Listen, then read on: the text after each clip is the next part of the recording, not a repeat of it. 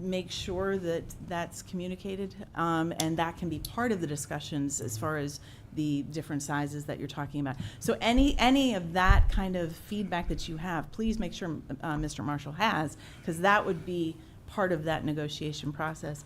And our potential renewal contract can come back to you at the same time.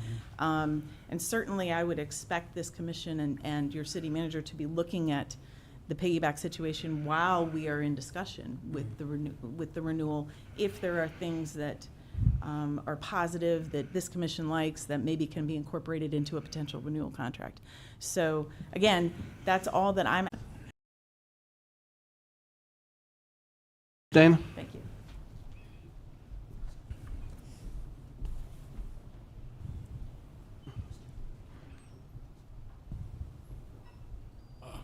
Good evening, Mayor, staff. I'm a very simple person. I'm not coming here to weigh you one way or the other. 3 years ago, it was a very embarrassing circumstance. The road that we decided to take was to mutually separate. And from that separation, nothing from us of ill will. Though Dana and I fly different flags, that ground is still planted on the hard work of men and women that represent both our companies. Mistakes were made at times. Contracts, that word, I'd suggest to really take the time to digest what those words are. The contract that we're talking about that we had previously, yes, it was everything on Friday, right? One of the biggest mistakes in contracts are contracts. There was a big gap between when staff was here is not. Kevin, who I know, communicated out thoroughly as much as he could. Very respect the job in which it is that he did with the task that was given. But again, if there's anything that I want to promote here is please take the time to just look at what your true options are, that the constituents that you guys represent, you can make the best choice for them. Different things, different contracts represent different things. So please. That's all I would like to say. Thank you. I'm sorry, I haven't met you before. What was your name My again? name is Kevin Smith. Kevin Smith. Yes, Thank sir. you. Thank you. Thank you, Mr. Smith. Thank you for being here. Thank you, guys. So would we make a motion to direct staff or? What you're looking for tonight is a motion to direct staff to begin contract negotiations with Waste Pro pursuant to their current contract. I make a motion that staff begins negotiations with Waste Pro. Second. It's been properly moved in second. Do we have any citizen comment?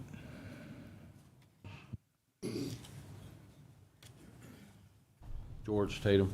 So to clarify, my biggest thing is they miss a lot of days because of holidays or whatever. And when I put things out, because I don't leave my can out, it's either out or for pickup or it's not. But then you talk to one of the gentlemen, I'll use an example, recycling. Recycling was not picked up, it was a holiday week. And then you talk to the gentleman, because I like to talk to them, you know, interact with them and such. And I was like, hey, why didn't something get picked up? And the comment is, well, we didn't have enough people, so they skipped that day. That's not what we're paying for. And that's where I have the problem at. Or you can tell that they're in a rush because they're short-staffed or whatever.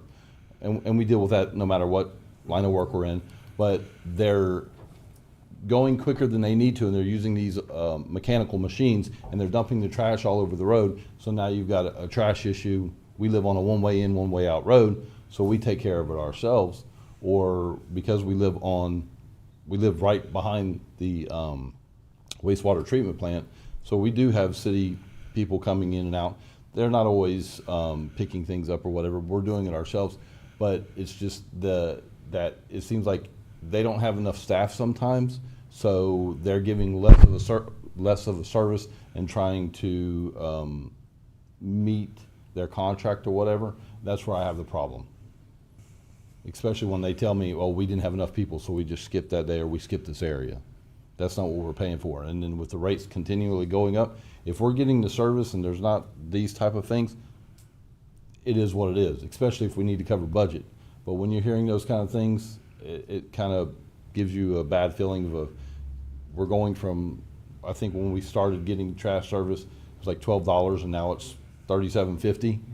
And then the other thing is, and some people may not want me to say this, but I know on my particular road that there are several individuals who don't pay for the trash service, and we're supposed to all be required to do that. How are we making sure that if this is a mandatory thing, everyone is being accounted for that? So that way all the fees are being spread across the boat the way they should be. Thank you. Thank you. Lanier Smith, one more time. I just want to say I live on 237th Street, and that's where the concrete roads are being torn up. And the only day they've missed my trash was yesterday. Other than hurricanes or whatever, I've been extremely pleased with the service. When you're negotiating also, we want to make sure that when we have the Pioneer Days, the Fall Festival, and the other activities here in town, that those dumpster drop-offs that they provide to us at no charge are included. They give us cardboard boxes when needed for, and there's no more money. Y'all can't give any money away, We all got to do it on our own, but that is something that would normally cost. I just rented some porta potties here for two handicaps, 2 regular and 2 wash stations. It was $650, And I don't know what the porta potties, those were donated for our fall festival. We got car shows coming up, we got all kind of stuff. And the current garbage collection company has been providing those to us free of charge. So make sure that's part of some of your negotiating, because we don't have any money to pay for that. Thank you. Thank you. You're not wrong, and that's a very valid point that we've been very lucky with Waste Pro, even before we had a contract with them, that they took care of a lot of different events for us for free of charge. For free of charge, so we do appreciate that. Good evening, Sue Weller. I just wanted to point out that I think Waste Pro has provided a wonderful service to the citizens of this city. Previously to Waste Pro, there were a ton of complaints. I experienced them, and I don't know that you have any record or that they have any record to show that that they've improved that type of service.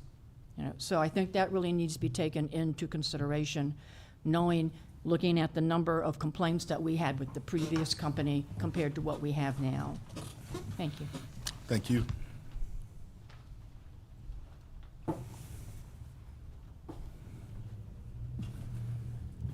My name is Kathy Greiner. I live halfway between 27 and Post Springs Road, a mile each way. I have not ever used the garbage collection that we have now because I can't get it to the road. My husband is blind.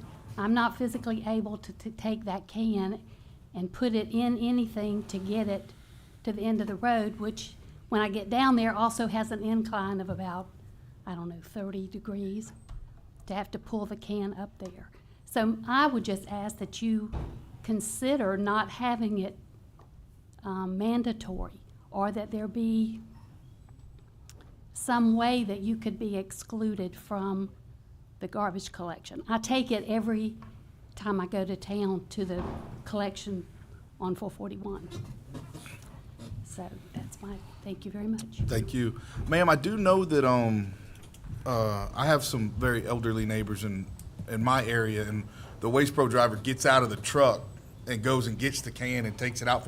I don't know if that's something you can call them. It's a mile. Well, if they can get down, I don't know. I'm just saying. They can't use the road. There's pine trees. Okay. The trucks can't come. I mean, that would be an option if they're willing to do that. But there's a sand trap there, and if you don't know how to go through that sand trap, and you're going with a big truck, you are not going to get out of there. Okay, So, just trying to help. I I apologize. know. I thought of everything because I would much rather take it to the road than to have to, carry it. But I can't handle it, and he can't drive. And when he gets to Post Springs, where they pick up the trash there, he would have to get on the road to turn around to come back. And he's 89, he just can't do it. So. I understand. Miss Kathy, are you able to leave your can out there and just when you drive by, you able to throw it in the can then as you pass by instead of going down to the? I have not tried that, but I know that I see the cans where people go by there so fast because, you know, there's our driveway and then there's that walking path or whatever, and then there's some grass and then there's the road. So you put it on that little strip of grass, but I see people's cans who carry them down in the morning, and they're in the road or they're blown in the ditch. Yeah, you And wouldn't be then able to take a loaded can down there. You wouldn't be able to do that. No, but then you have to make sure the can stays there, or make sure it's not in the ditch. Then you have to pull it out of the ditch. I've tried everything, and I can't see how we're gonna. It's gonna also depend on your driveway. If you got a ditch there, the truck's not gonna be able to reach over there with a mechanism to pick it up. Well, it has depending to on go. that. The driveway comes up, then we have the walking path, then you have a little strip of grass on the left-hand side, and that's where they want us to put the trash can, and then it's the road. So there's space there. There just isn't. Yeah, the biking path may be a situation that you can't do it there because of that. Well, everybody else does it there because the biking path on the other side toward the road, there is a grass area where they want you to put the cans, Yeah. where everybody else puts their cans. But I don't know that you could leave it there. And what happens if somebody takes it and then they're getting free garbage because, you know, I know I can't be the only one in this town that has a situation such as this. Maybe not the mile distance, but that may not be able to manage the cans. Right. Well, thank you for your Thank you. concerns. So in this motion, does it have to say about bringing both contracts back, or is that automatic? No, I'll just put it on the agenda at the same time. No problem. Okay. Seems we have no more public comments. Been properly moved and seconded. All those in favor say aye. Aye. All those opposed, same sign. Passes unanimous. New business item 3, discuss, consider, and act on resolution 2025-I. Mr. Mayor, this is Resolution 2025-I, a resolution of the City of High Springs, Florida, relating to the provision of fire services, facilities, and programs in the City of High Springs, Florida, imposing services assessments against assessed properties located within the City of High Springs for the fiscal year beginning October 1st, 2025, approving the rate of assessment, approving the assessment roll, providing an effective date. Thank you.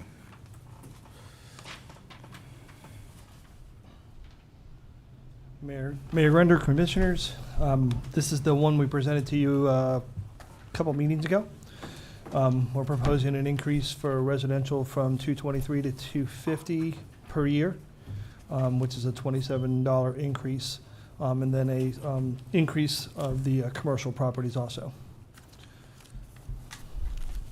We also have a representative from Accenture here to speak to the fire assessment fees if there's any questions about what the methodology is and things like that, if you'd like for her to speak with you also. Well, I think based on the lady's question earlier, we definitely need to hear from that individual. Did you hear her question earlier, ma'am? About why Yes. are all, yes. Why are we all the same? Right. So Sandy Newbarth with Accenture. So we've been working with the city since 2008 on your fire assessment. You haven't updated it since 2008, so it's been a while. When we look at the study, what we do is we look at who's demanding the service from fire, and we allocate the cost based on the demand of the service. What we actually saw in this last study is that the residential demand went down 9.71%. So actually the costs got reallocated and more costs got shifted over to the non-residential because their demand went up, which you would think because of the growth that's what you would expect. So the rates have been developed based on this updated demand apportionment methodology that we have. We charge all residential the same because they get the same response. They don't send a half a response to a small house versus a large house. They get the same response, so it's charged based on the response. And so that's why it's fair and reasonable to charge them, and it's based on the service that's provided. It's not based on the value of their house, it's based on the service that's provided. And so everybody gets, you know, when they call for the fire department and says, my house is on fire, they don't say, how much do you pay in taxes? Well, we'll send you that response. So that's why this methodology is based on that, because they get the same level of service, and that's what this is about. Would you like me to introduce the item a little bit to tell you what you're doing and everything? This, tonight, what this resolution does is it actually confirms the resolution that you adopted in June 26th. You adopted the initial assessment resolution. That was a lengthier resolution which had all the definitions and the methodology, the parcel apportionment and everything like that. What this does is it confirms that you're adopting what was in that resolution. It also sets your rates for this year at $250 for residential and the non-residential accordingly. It also provides exemptions. You're exempt government property. You exempt what's called institutional tax exempt properties, which what that is it's a two-prong exemption. So what it has to, the parcel has to be wholly tax exempt, and then the building has to be of institutional use. So a good majority of your churches and nonprofits would fall under that category, and so they are not paying this.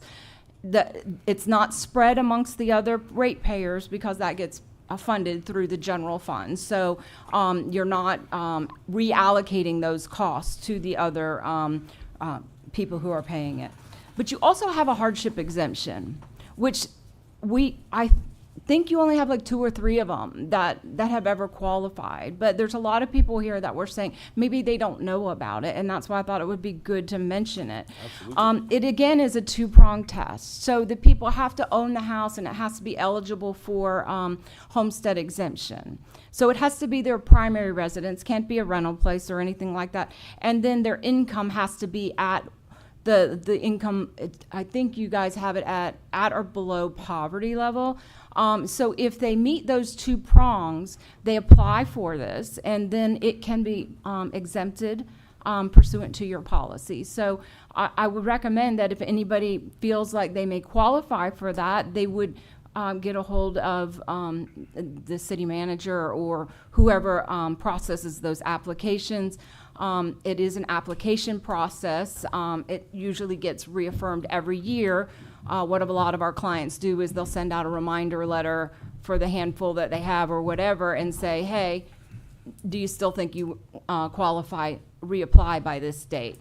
You're past your date this year. Usually it's by March 1st, I think is what your resolution says. If you want to, we can extend that a little bit for this year since there's a lot of people that don't know about it. The thing is, we have to submit the roll to the tax collector statutorily by September 15th, close of business. So it doesn't give us a whole lot of time to remove them from the roll that we will submit in September if they qualify for this. But we can fix that. We can send corrections and get it removed. So there is a way that we can do that, but I would say that you'd have an end date, at least for this year, and then go back to the regular schedule if that's what you wanted.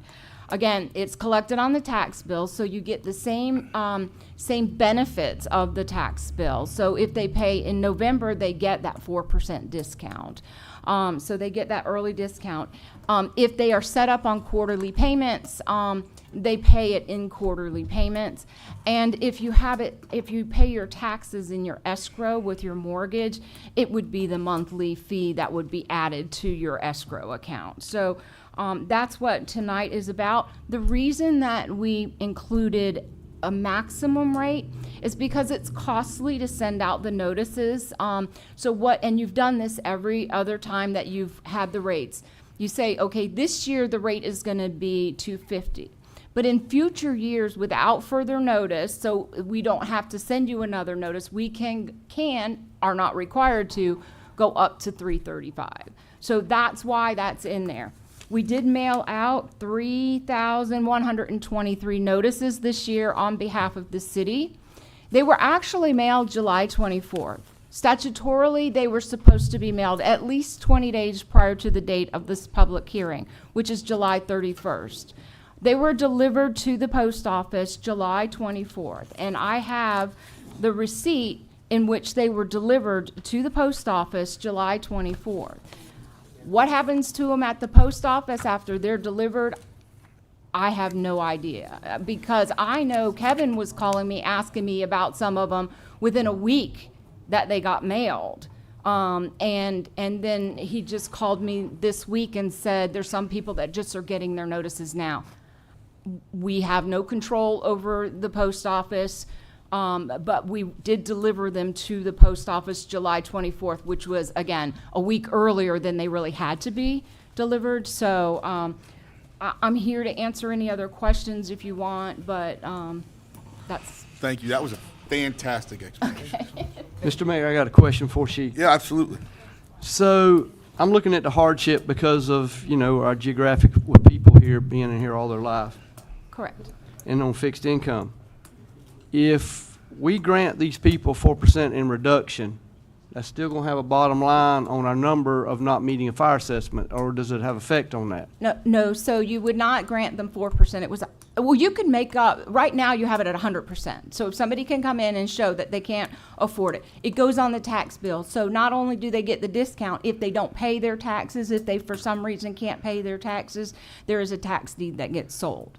So to avoid somebody getting a tax deed sold against their house who truly can't afford to pay it, you exempt it. But you're saying the hardship is just for fire assessment or for the whole It's- tax? It's just for fire assessment. Well, that's what I'm asking. Yes, okay. So, in our perspective of getting that fire assessment, if we got 100 people that's getting 4% less, we're losing. Well, she mentioned 4%. What did I get confused? I missed that. I apologize. I thought they were getting a 4% discount. I'm sorry. No, they're getting a 100% discount. Okay. So, with that being said, we're still going to lose that 100%. You have to make it up from the general fund or some other unrestricted fund, which Just is what you do. Just another barb to stick in our side. What happens is to be legally defensible, you can't reallocate those costs, but you're not funding at 100% anyways. So you are essentially, because you still have to fund the fire department budget at 100%, so you are essentially supplementing it with general fund money. Understand. That's what I'm concerned about. Correct. We're trying to make this as painless, I'm sorry. It is painful. It is painful, I tell you. It is painful for us sitting up here having to make these decisions tonight that's going to affect everybody. So we wanted to be paying less. Correct. And now we're here, if we make this move, it's going to cost this. If we do this over here, now we're creating another. It's your policy decision. It's not required profits, and they can go on the tax bill, so you have a collection mechanism. Government, you don't really have a collection mechanism. You can't put them on the tax bill. You can't lien their property. You can send them a separate bill and ask them to pay. Some will, some won't. And so then it would go down as uncollected debt. Thank you. You're welcome. Mr. Mayor, if I could ask a question. So you say that we can charge a church? Sure. And they can get a tax bill, and there can be a tax deed sold against them. They don't pay taxes right now, so they don't pay anything into to the city or the county funds, but they do provide services in the city that the city may otherwise have to provide. They provide, food banks, shelters. So I don't know what your city has, but I know I've heard from the others. Some of them have voting polls and different things like that. So what you're essentially doing is you're using the general fund money to buy them down because of the services that they provide in the city that you would otherwise have to provide or may otherwise have to provide. I mean, if you have a medical emergency during a church service, and I can tell you it's happened when I've been at church, and Big Kim was there. They're not going to not respond to a church just because they're not a nonprofit. Absolutely not. So how would we look into exploring that idea? Because we're in High Springs. There's a lot of churches here. Correct. If it were a flat $250, or if it were more of the commercial rate, I don't know. But I think that's, So right now, looking at. out of the $1,067,000 gross that you are estimated to generate, $45,000 is an exemption of $45,000 goes to government. Just under $50,000 would go towards institutional tax exempt. And right now, you only have like $3,500 for hardship exemption, which would net you $969,000. okay. So you do have that option. You don't have to exempt them at 100% either. You can say, we'll split the baby with you 50-50. You can do it, it's your policy decision. And so you would make that policy decision. Okay. And in terms of the way the county assesses their fire assessment on the tax bill and ours is a set fee per residence, theirs is not. Correct. I understand your perspective in terms of you're sending the same resources. But if you have a fire on a 1,000 square foot house and a fire on a 5,000 square foot house, certainly those efforts are not going to be the same. Correct. Now keep in mind, the county is a lot larger than you and has a lot more parcels than you. The methodology that the county uses doesn't necessarily equate to good for the city, because the methodology that they use is the availability methodology. So there's a flat rate fee for all parcels, vacant land, quarter-acre parcel, the Walmart. Everybody pays that, and I don't remember what he said, was $132. So you start off at $132. The Walmart starts off at $132. Everybody starts off. So if you don't have enough parcels, not area, but parcels, enough parcel units to divide into that portion of the budget for the time that they're available and ready to respond, as opposed to in response, sometimes what we find is that per parcel charge is at or more than what the flat rate fee would be. So what we found a lot of times with that in smaller cities is that it shifts the burden from the non-residential to the residential and the vacant land. So, I mean, we could have looked at that for you, but I think we looked at it a long time ago, and that's what we found. But we could relook at cities. Is that it's not the tax like an equivalent billing unit for every $1,000 of property value, and then you get that second charge that goes that does shift a lot of the burden from the non-residential to the residential and vacant land. So do you may not know this, or you may, do the county charge churches? I don't know. We don't do the counties. I just am very familiar with it. We do the county stormwater, and we do the city of Gainesville's fire. We do Newberry's fire. I don't know. Okay, that's fine. I just know that methodology. Understood. Okay, thank you so much. Sure. I do have a question. So Bill's fire. We do new. Okay, that's fine. I just know that methodology. Much. Sure. I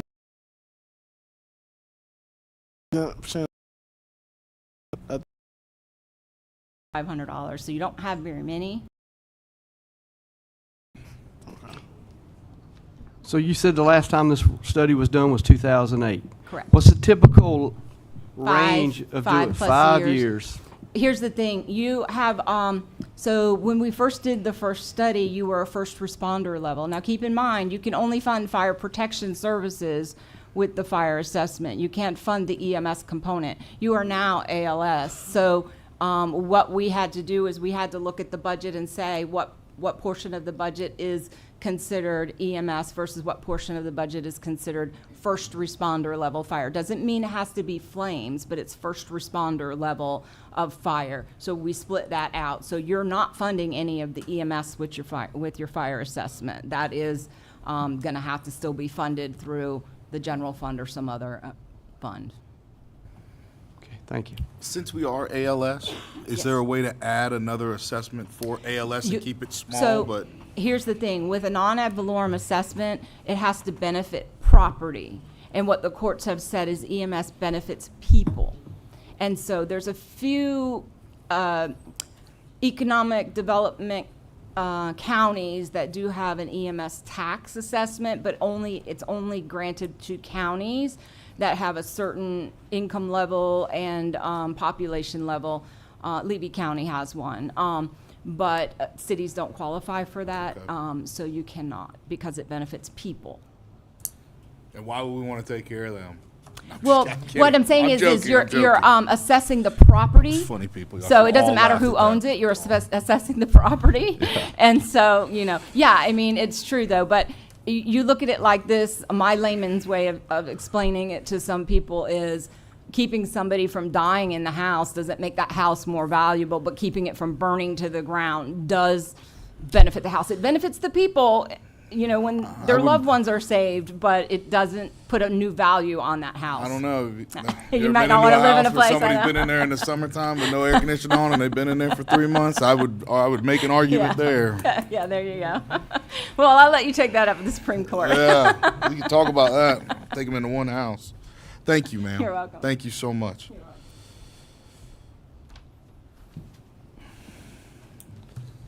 We have any other comments, questions, concerns? We ready to entertain a motion? I make a motion that hold we, just there you before- go. Something just struck me in the head. We're set it at 250. Now, with this situation, with the new fire station coming in there on 173rd Street, it's definitely going to have an effect for next year. Sure is. I mean, they're already cutting the rug out from under us. What do you or what do you think could go till next year? I don't know if it's something you guys have already discussed It's very difficult. under these situations we're dealing with today. It's very difficult to give you that number. We don't have any data. No, we don't have enough data. We don't know that 197 that they are saying we're going to collect this year is actually going to be 197,000. It could be less. It could be more. There's some creative things that we can do to lessen the blow a little bit, which I'll discuss in another time. I'm not going to discuss that at this time. But we don't know that number.